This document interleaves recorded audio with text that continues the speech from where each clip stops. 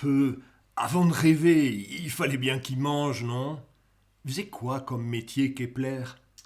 Il était mathématicien impérial pour l'empereur du Saint-Empire romain germanique, Rodolphe II en personne. Waouh! Ça vous pose un matheux, ça. Si on veut. Sauf que les mathématiques, Rodolphe II s'en moquait éperdument. Ce qui l'intéressait, c'était l'astrologie, la magie, l'alchimie.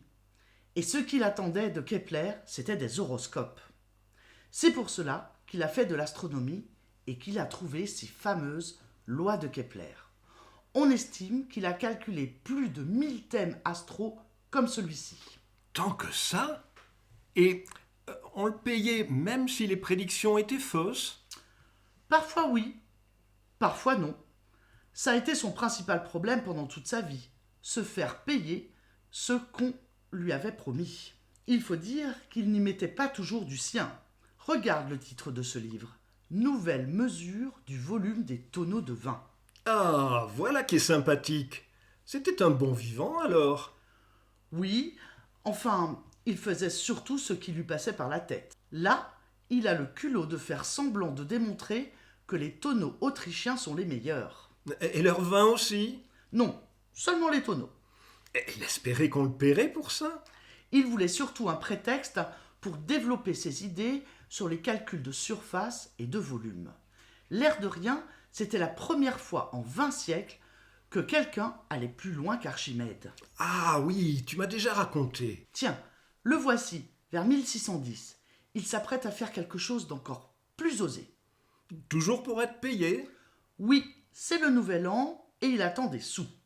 Alors, il fait semblant de croire que celui qui ne donne rien est un adepte du rien. Et il va lui offrir pour étrenne un tout petit rien.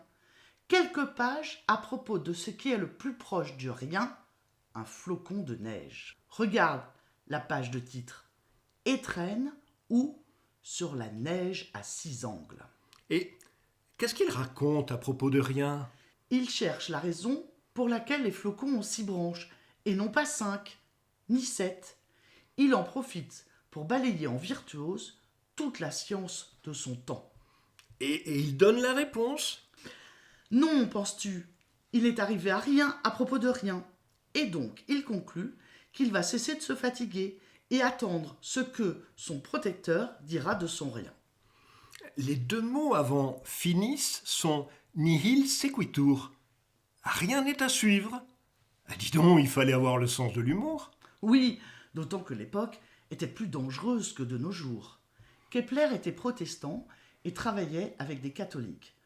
Pour ne rien arranger, peu après le livre sur les tonneaux, sa mère a été accusée de sorcellerie. Ah, c'était la chasse aux sorcières. Elle a vraiment eu lieu? Oui, malheureusement. Il suffisait d'une dénonciation, même fantaisiste, et une femme pouvait croupir des mois en prison, être torturée, parfois même être condamnée au bûcher. Et Kepler, comment il a réagi quand sa mère a été arrêtée? Mal. On le sait parce qu'il en parle dans ce livre, Les harmonies du monde. Tu vois, il y a 5 parties. La 4e est psychologique et la 5e astronomique. Ah, c'est là qu'il a publié sa troisième loi sur les planètes? Oui, et il parle aussi de sa mère. Il ne la cite pas exactement, mais il dit qu'elle est elle-même l'auteur de ses propres malheurs déplorables. Alors il ne l'a pas aidée? Si, et même beaucoup, grâce à son fils, Katharina Kepler a évité la torture et le bûcher. Elle a tout de même passé plus d'1 an au cachot. Elle en est sortie affaiblie, mais libre. Et dans les autres parties des harmonies du monde, qu'est-ce qu'il avait mis? Beaucoup de choses. Dans la première partie, on trouve ce qu'on appelle les pavages de Kepler. Ce sont les pavages avec 2 ou 3 polygones différents. La deuxième partie contient les polyèdres de Kepler, qui ne sont plus nécessairement convexes, contrairement aux solides de Platon, qui sont dessinés en haut à droite. Eh bien, dis donc, il ne manquait pas d'idées, ce Kepler. Il osait vraiment tout. Non, il n'a pas tout osé. Tu vois ce livre, il n'a été publié par son fils qu'après sa mort. Il craignait tant que ça? Ben un peu tout de même. C'était au moment du procès de Galilée. Ce n'était pas très bien vu de démontrer que la Terre tournait autour du Soleil. Or, non seulement c'est ce que fait Kepler, mais il imagine les conséquences pour un observateur placé sur la Lune. Ah, c'est pour ça qu'il parle d'astronomie lunaire dans le titre. Mais somnium, ça veut bien dire rêve, non? Oui, et sous prétexte de rêver, il en profite pour reparler de sa sorcière de mer. Et chemin faisant, il écrit rien moins que le tout premier livre de science-fiction de l'histoire. Eh bien, les rêves de Kepler, c'était pas rien.